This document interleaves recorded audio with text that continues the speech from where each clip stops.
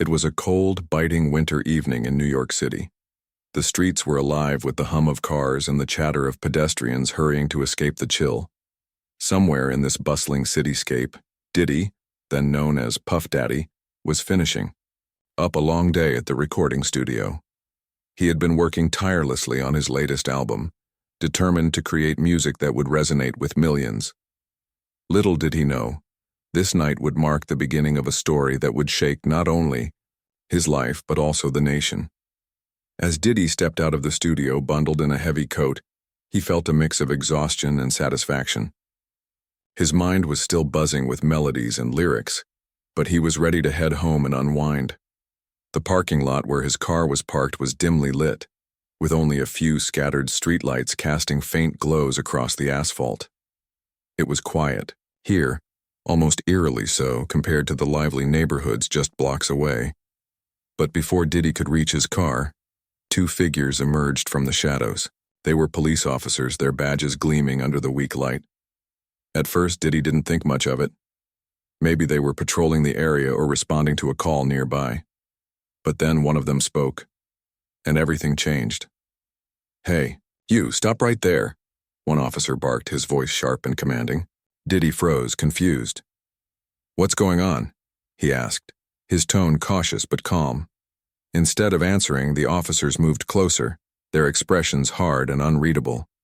One of them grabbed Diddy's arm roughly, pulling him back toward the wall of the building. Diddy's heart began to race. This wasn't normal. Something felt deeply wrong. As the officers pressed him against the cold brick surface, he heard words that cut through him like knives, words filled with hate and prejudice. Racial slurs flew out of their mouths, each one landing like a punch to his soul. "You think you're better than us because you're famous? We'll show you your place," one of them snarled. Diddy tried to protest, to explain that he hadn't done anything wrong, but his words fell on deaf ears. Without warning, the officers started hitting him. Their fists connected with his body again and again, leaving him bruised and battered. Diddy struggled to break free, but he was no match for their strength. The pain was overwhelming, but even worse was the humiliation. Here he was, a successful artist, a man who had worked hard to build a name for himself, being treated like a criminal simply because of the color of his skin. Passers-by who happened to be walking by stopped in shock. Some pulled out their phones, filming the disturbing scene unfolding before them. Others shouted at the officers to stop, demanding to know what was happening. But the officers ignored them, continuing their assault until Diddy collapsed onto the ground, gasping for breath. By the time they finally let him go, his clothes were torn, and blood trickled down his face. Word spread quickly about the incident. Social media erupted with outrage as videos taken by witnesses surfaced online. People couldn't believe what they were seeing. How could this happen to someone like Diddy? Why were the police targeting him so viciously? For many, this was yet another example of systemic racism and police brutality, a painful reminder of the inequalities that still plague society. Diddy, shaken and injured, managed to get himself to safety. He knew he couldn't stay silent about what had happened. This wasn't just about him. It was about every person who had ever been mistreated or abused by those meant to protect them. As he sat in his car, nursing his wounds, he made a decision. He would speak out. He would tell the world exactly what had happened to him that night, no matter the cost. The days following the incident were a whirlwind of emotions for Diddy. Friends and family urged him to take care of himself, both physically and mentally, but he couldn't rest. Every time he closed his eyes, he saw the faces of the officers, heard their hateful words echoing in his mind. He knew he had to act fast. If he didn't, the truth might never come to light. And so, Diddy prepared to share his story with the world. Little did he know, however, that this was only the beginning of a much larger and more complicated journey. What started as a simple act of standing up for justice would soon spiral into a controversy that would test his integrity, challenge public perception, and reveal shocking truths hidden beneath the surface. For now, though, all Diddy could focus on was surviving the aftermath of that brutal night. The road ahead promised to be long and difficult, but he was determined to fight, not just for himself, but for everyone who had ever felt powerless in the face of injustice. The days following the brutal encounter with the police were a blur for Diddy. He couldn't shake off the memories of that cold, painful night, the harsh words, the punches, the feeling of helplessness as he lay on the ground, defenseless.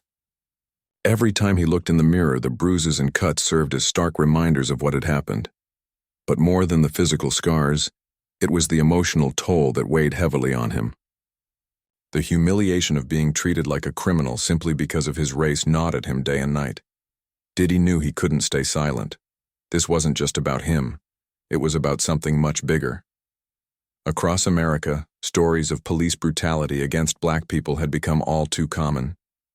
For years, communities had been crying out for justice, demanding accountability from law enforcement agencies. And now, Diddy found himself at the center of one such story. If he didn't speak up, who would? Who else could bring attention to this issue on such a massive scale? With the help of his team, Diddy arranged a press conference to share his side of the story. It was held in a large hall filled with reporters, activists, and supporters eager to hear what he had to say. Cameras flashed as he stepped onto the stage, his face still bearing traces of the injuries he had suffered. His usual confident demeanor was replaced by raw emotion, his eyes red, his voice trembling with anger and pain. "I never thought I'd be standing here today talking about something like this," Diddy began, pausing to collect himself. "But I have no choice. What happened to me isn't just an isolated incident, it's part of a pattern, a system that allows officers to abuse their power without consequence." He went on to describe the events of that fateful night in vivid detail, recounting how the officers had approached him aggressively, used racial slurs, and beaten him mercilessly. His words struck a chord with everyone in the room. Many nodded, in agreement, while others wiped away tears. Diddy wasn't just speaking for himself. He was giving voice to countless others who had faced similar injustices but lacked the platform to tell their stories. "This is not just my fight," he emphasized, his voice growing stronger. "It's our fight. It's about every person who has ever been made to feel less than human because of the color of their skin." The media coverage of the press conference was explosive. News outlets across the country picked up the story, broadcasting clips of Diddy's emotional speech to millions of viewers.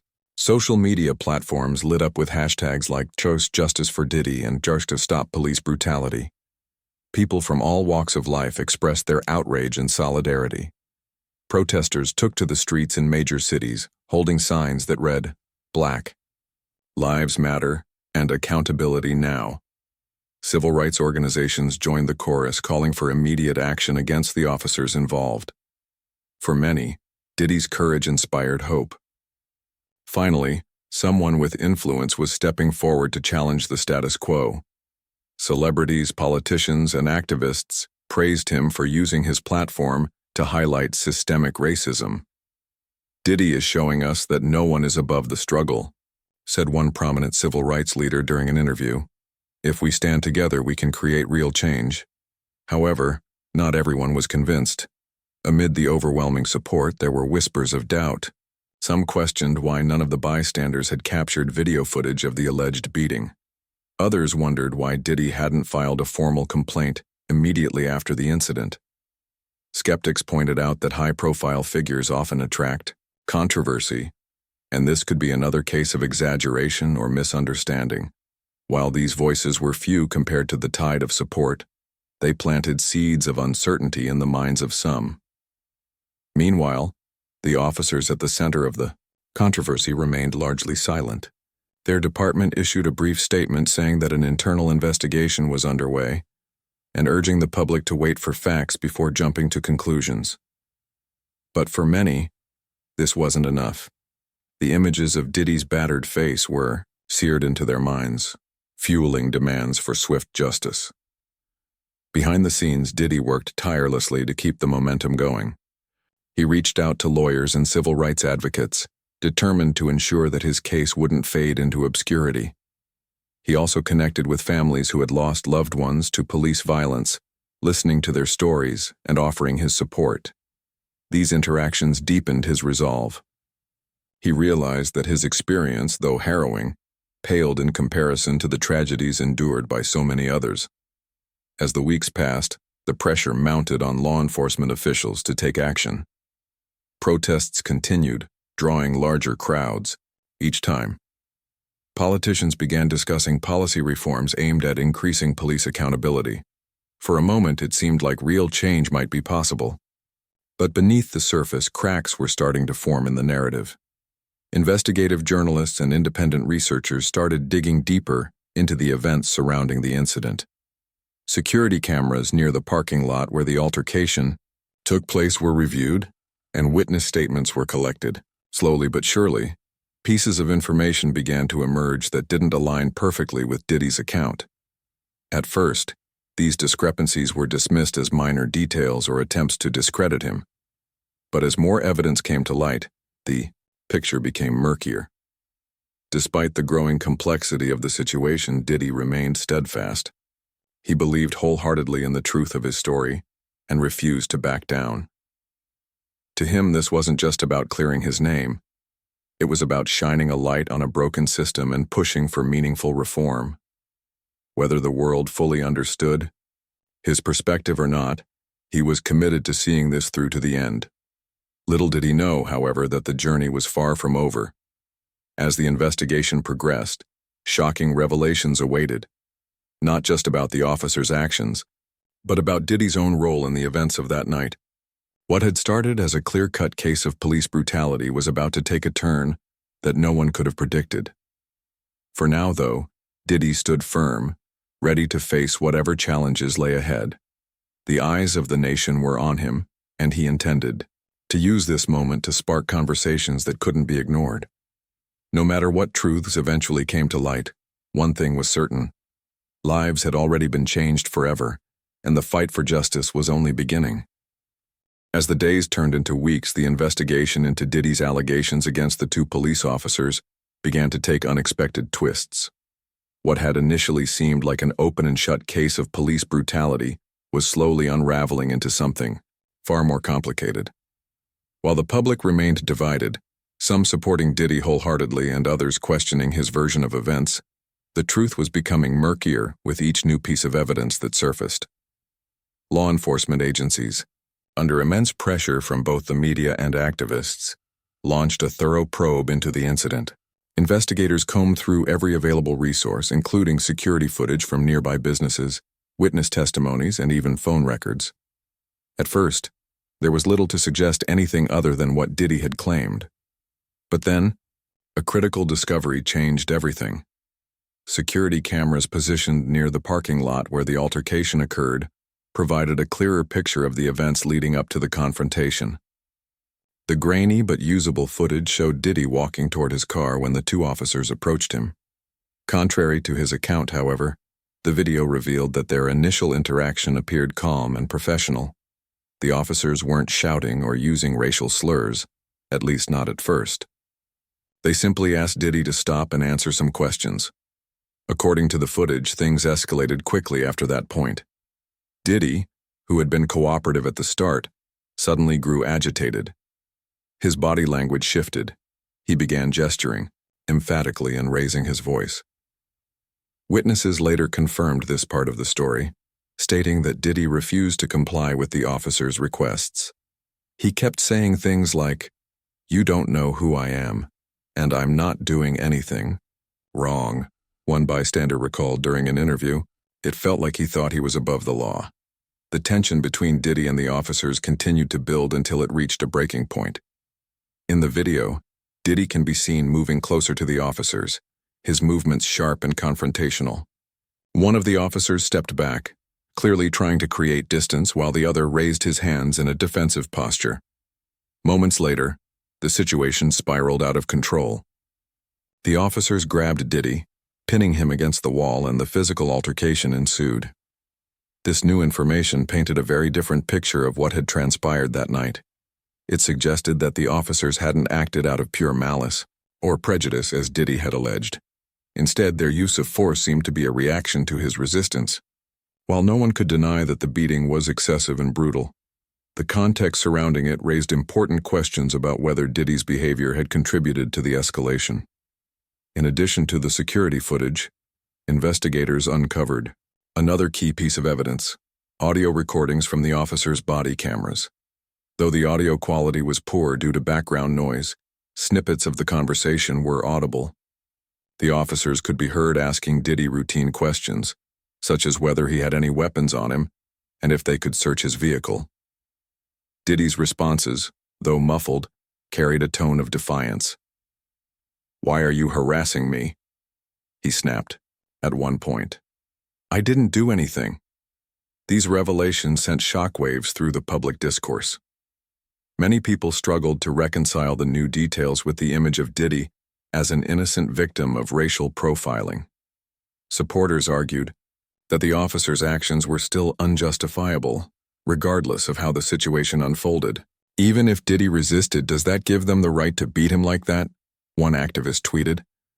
Others, however, saw the findings as proof that Diddy wasn't entirely blameless. "If he had just cooperated, none of this would have happened," commented a user on social media. Meanwhile, the officers involved maintained their innocence throughout the investigation. During interviews with Internal Affairs, they explained that they had been responding to a tip-off about suspicious activity in the area. Someone had reported seeing a man matching Diddy's description, acting strangely and possibly carrying illegal items in his vehicle. When they approached him, they said they had no idea who he was. They only knew they were following protocol. "We didn't recognize him as Puff Daddy or whatever," one officer stated. "All we cared about was doing our job. But when he started getting aggressive, we felt threatened. We didn't want to hurt him, but we had to protect ourselves." Their lawyer echoed this sentiment, emphasizing that the officers were trained to handle situations like these, and that their response was standard procedure. Despite their explanations, the officers faced intense scrutiny. Protesters continued to call for their dismissal, accusing them of perpetuating systemic racism. Even within their own department, tensions ran high. Some colleagues defended them, arguing that they were being unfairly targeted because of Diddy's fame. Others quietly questioned whether they had overreacted, given the circumstances. For Diddy, the emerging evidence was devastating. He had poured his heart into sharing his story, believing it would inspire change and hold the officers accountable. Now he found himself having to defend not only his character, but also his credibility. Critics accused him of exaggerating certain aspects of the incident to garner sympathy. "If he really cares about justice, why is he leaving out key details?" one commentator wrote. "This feels less like activism and more like self-preservation." Behind closed doors, Diddy wrestled with conflicting emotions. On one hand, he stood by his belief that the officers had treated him unfairly. He insisted that their actions were rooted in bias, even if they hadn't used racial slurs outright. "They assumed I was guilty before they even talked to me," he told close friends. "That's what racism looks like. It's subtle, but it's there." On the other hand, he couldn't ignore the mounting evidence suggesting that his own behavior might have played a role in the outcome. Amid the chaos, legal experts weighed in on the case, offering insights that added yet another layer of complexity. Some argued that while the officers' conduct was questionable, Diddy's refusal to comply with lawful orders undermined his position as a victim. When someone resists arrest or becomes combative, it changes the dynamics of the situation, explained a former prosecutor in an interview. It doesn't excuse excessive force, but it does provide context. Others pointed out that the broader issue of systemic racism couldn't be ignored, regardless of the specifics of this particular case. The fact that a black man was stopped and beaten by police officers speaks volumes about the state of law enforcement in America, said a civil rights attorney. Whether Diddy handled the situation perfectly or not, the system itself is flawed. As the investigation dragged on, public opinion remained deeply polarized. For every person who believed Diddy was telling the truth, there was someone else convinced that he was manipulating the narrative for personal gain. The debate raged on, fueled by endless speculation and analysis. Yet amidst all the noise, one thing was clear. The truth was far more nuanced than anyone had anticipated. Little did anyone know, however, that the most shocking revelation was yet to come. Buried deep within the evidence was a secret that would not only challenge Diddy's version of events but also expose a side of him that few had ever seen. As the investigation neared its conclusion, whispers of this bombshell began to circulate, hinting at a twist that would leave the nation reeling. For, now though, the focus remained on piecing together the puzzle of that fateful night. With each new detail, the line between hero and villain blurred further, forcing everyone involved to confront uncomfortable truths about power, privilege, and accountability. Whatever the final verdict, one thing was certain: nothing would ever be the same again. Not for Diddy, not for the officers, and certainly not for the countless others watching closely from the sidelines. As the investigation into the incident deepened, investigators stumbled upon a revelation so explosive that it threatened to upend everything people thought they knew about Diddy's story.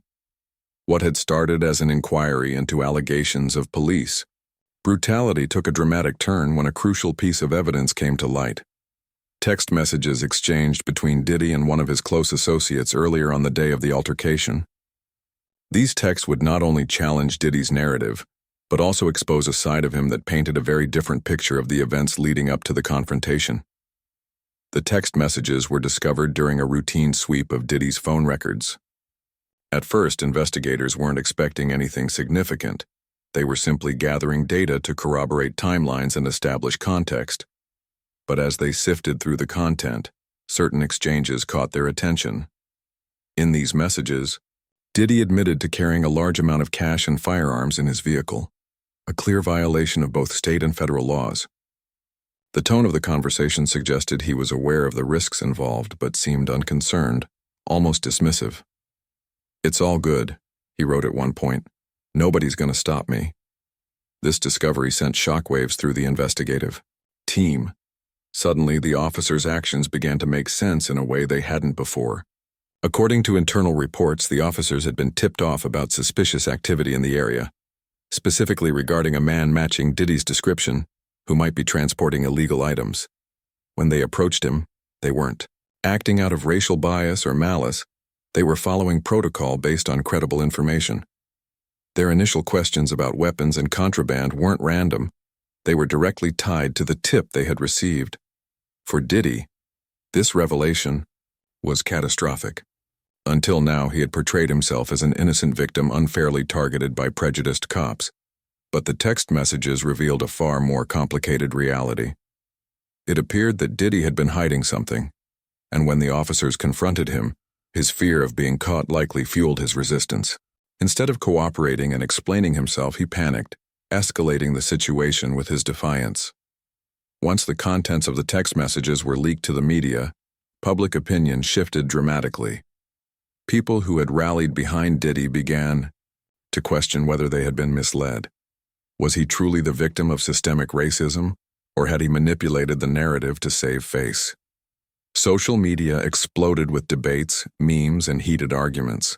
Some defended him, arguing that even if he made mistakes, it didn't justify the officer's excessive use of force.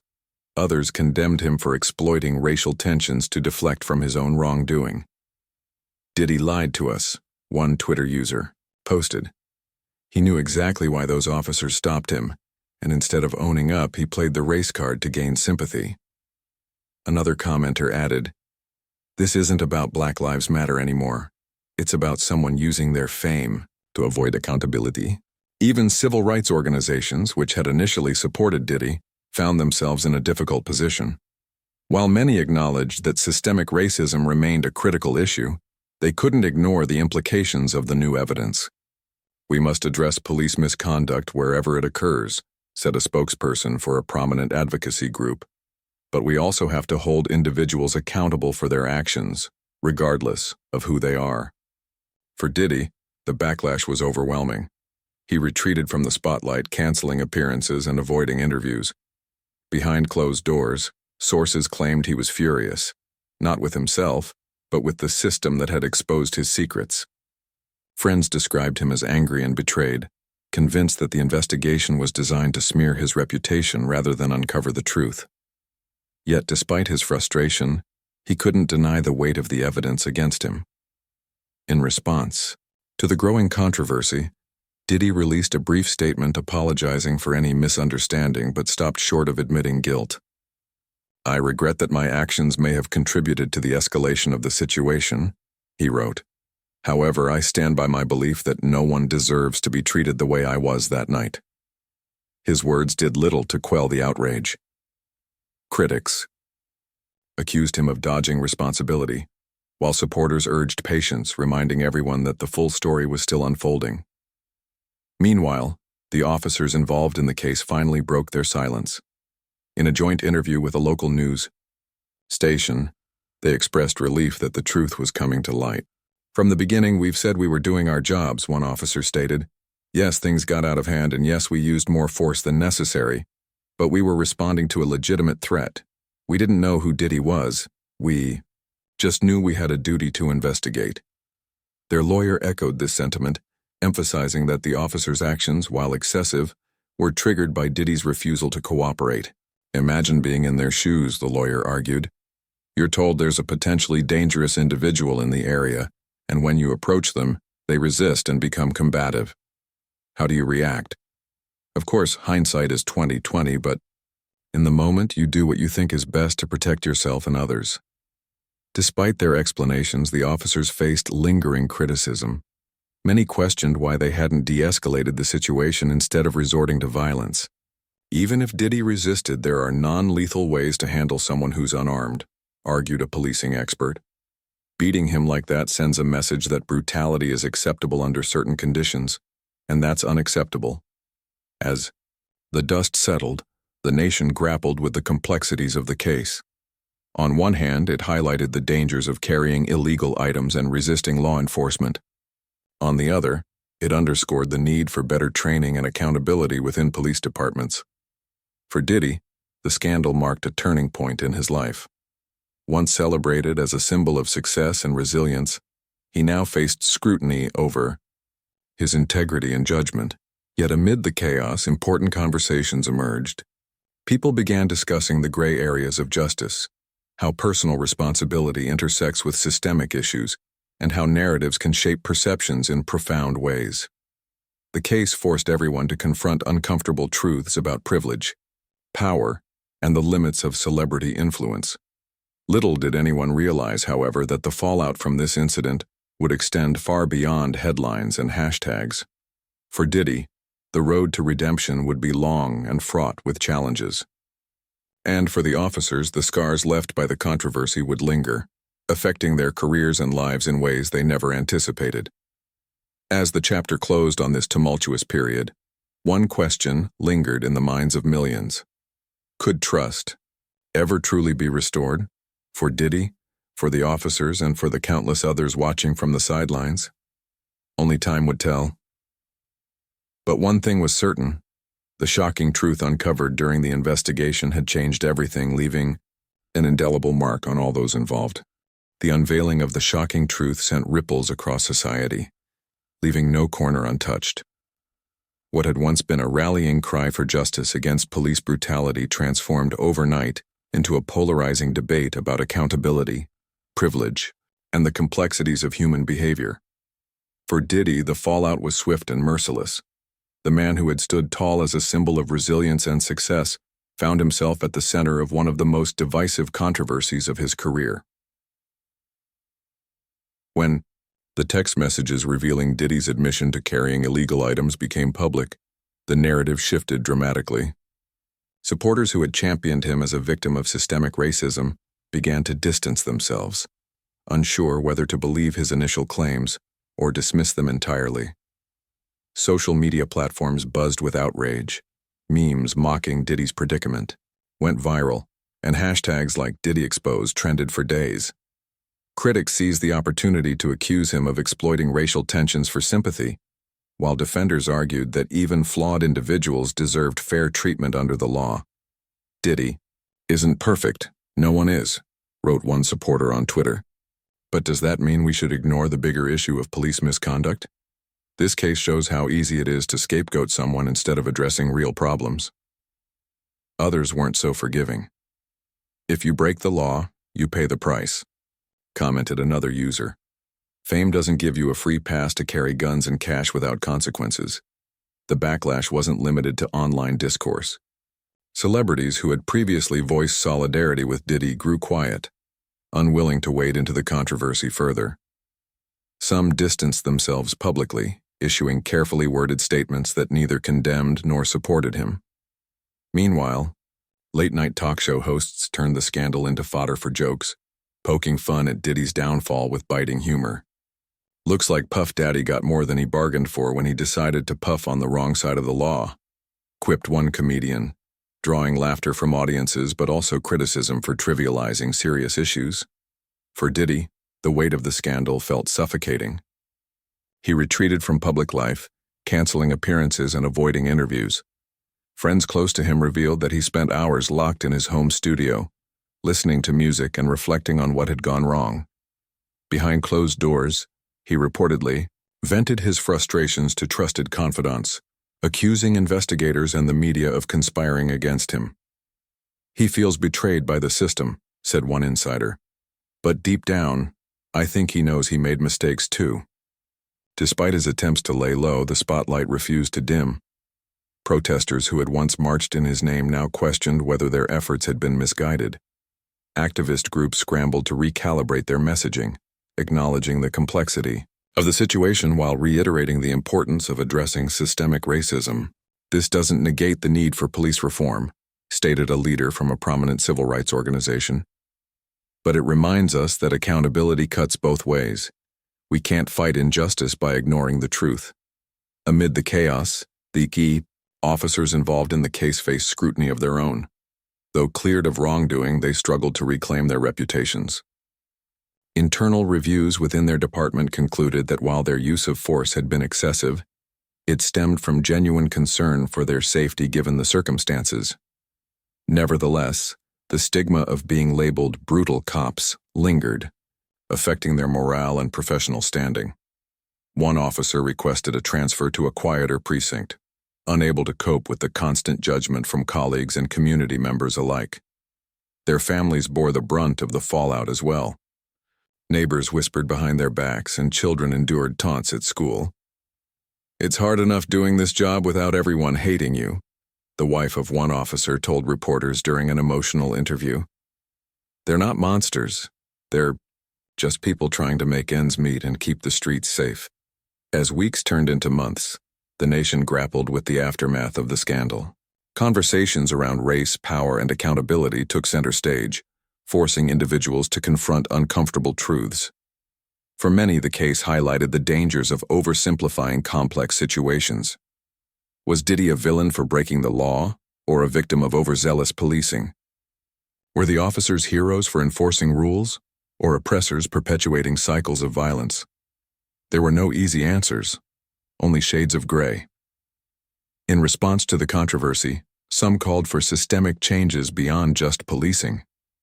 Lawmakers proposed stricter regulations on firearm possession, arguing that cases like Diddy's underscored the risks of unchecked access to weapons. Others advocated for improved training programs for law enforcement, emphasizing de-escalation techniques and cultural sensitivity. "We need policies that address root causes, not band-aids," remarked a senator during a heated congressional hearing. "This isn't just about one incident. It's about creating a fairer, safer society for everyone." Meanwhile, Diddy quietly worked to rebuild his image. Recognizing the damage done to his reputation, he shifted focus to philanthropy and activism, channeling his resources toward initiatives aimed at uplifting marginalized communities. He partnered with organizations working to combat systemic inequality, funding scholarships, mentorship programs, and advocacy campaigns. His efforts drew mixed reactions. Some praised him for turning adversity into action, while others dismissed his contributions as performative, a desperate attempt to win back public favor. Behind the scenes, Diddy also sought personal growth. He began attending therapy sessions, confronting the emotions that had driven his actions on that fateful night. Friends noticed a change in him. He seemed humbler, more introspective. "He's realized he's not invincible," observed one associate. This experience has forced him to take a long, hard look at himself. Yet, despite his efforts, the shadow of the scandal loomed large. Every move he made was scrutinized, every word dissected for hidden meaning. Fans debated whether his charitable work was sincere or calculated, and critics continued to question his motives. Even years later, references to the incident would resurface during interviews or award ceremonies, serving as a reminder of the fragility of trust once broken. For the officers, life slowly returned to normal, or as close to normal as possible, after such a high-profile ordeal. They resumed their duties, though with greater caution and awareness of how quickly perceptions could shift. Both men expressed relief that the investigation had exonerated them, but admitted feeling disillusioned by the lack of support from the public. "You put your life on the line every day," one officer reflected, "and yet when something goes wrong, no matter how justified it is, you become the bad guy." As time passed, the memory of the scandal faded from the forefront of national consciousness, replaced by newer headlines and controversies. But its impact remained etched in the minds of those directly affected, and in the broader conversations it sparked about justice, morality, and redemption. Looking back, it was clear that the incident had changed everyone involved in profound ways. For Diddy, it was a wake-up call, a reminder that fame and fortune couldn't shield him from accountability. For the officers, it was a sobering lesson in the perils of their profession and the challenges of navigating public opinion. And for the millions watching from afar, it served as a catalyst for reflection, challenging preconceived notions and encouraging deeper empathy. Little did anyone know, however, that the lessons learned from this chapter would prove invaluable in shaping future discussions about race, power, and responsibility. What had started as a single moment of conflict had blossomed into a movement, one that demanded honesty, humility, and a willingness to embrace complexity. Because in the end, the story of Diddy and the officers wasn't just about who was right or wrong. It was about understanding the intricate web of factors that influence our actions, and recognizing that true progress requires all of us to step forward together, flaws and all. In the aftermath of the scandal, life slowly began to settle into a new rhythm for everyone involved. But nothing was quite the same. For Diddy, the man once hailed as an icon of success and resilience, the incident served as a humbling reminder of his humanity. The weight of the controversy forced him to confront not only his mistakes but also the broader implications of his actions. It wasn't just about one night gone wrong. It was about understanding how privilege, power, and accountability intersected in ways he had never fully considered before. Diddy emerged from the ordeal with a newfound sense of purpose. Though his reputation had taken a hit, he channeled his energy into meaningful work, determined to leave a positive legacy. He poured millions into initiatives aimed at addressing systemic inequality, funding programs that provided mentorship, education, and job opportunities for underserved communities. His foundation launched campaigns to promote police reform, advocating for transparency, accountability, and better training within law enforcement agencies. But perhaps the most significant change came from within. Diddy began speaking openly about his journey, the highs and lows, the triumphs and failures. In interviews and public appearances, he admitted to making poor decisions on that fateful night and acknowledged the role his behavior played in escalating the situation. "I'm not perfect," he said during a candid interview years later. "What happened that night was a wake-up call. It taught me that no matter who you are, your choices have consequences. And if you're going to stand up for justice, you need to hold yourself accountable first." His honesty resonated with many. While some remained skeptical, others admired his willingness to grow and learn from his mistakes. Over time, Diddy's efforts to contribute positively earned him a measure of redemption. People began to see him not just as a celebrity, but as someone committed to creating real change. His story became a testament to the idea that even those who stumble can rise again, if they're willing to face the truth. For the two officers involved, the road to recovery was equally challenging. Though cleared of wrongdoing, the stigma of being labeled brutal cops lingered long after the headlines faded. They returned to their duties with heavy hearts, aware that public trust in law enforcement was fragile at best. Both men worked hard to rebuild relationships within their community, participating in outreach programs and engaging in dialogues with residents. They hoped these efforts would help bridge the gap between officers and civilians, fostering mutual respect and understanding. One officer in particular found solace in mentoring younger colleagues. Drawing from his experience, he emphasized the importance of de-escalation techniques and empathy when dealing with difficult situations. "We're here to serve and protect," he often reminded recruits during training sessions. That means listening as much as acting. Sometimes the hardest part of our job isn't pulling the trigger, it's knowing when not to. Their department also implemented changes in response to the scandal. New policies were introduced to ensure greater transparency during investigations, including mandatory body cameras for all officers and stricter guidelines on the use of force. Community leaders praised these steps as a move in the right direction, though they cautioned that lasting reform required sustained effort. "Policies are important," said one activist, "but true change happens when people's hearts and minds shift, not just laws." As the dust settled, the nation continued to grapple with the lessons learned from the case. Conversations around race, privilege, and accountability gained renewed urgency, prompting individuals to reflect on their own biases and assumptions. The incident highlighted the dangers of jumping to conclusions without considering the full context, a reminder that narratives are rarely black and white.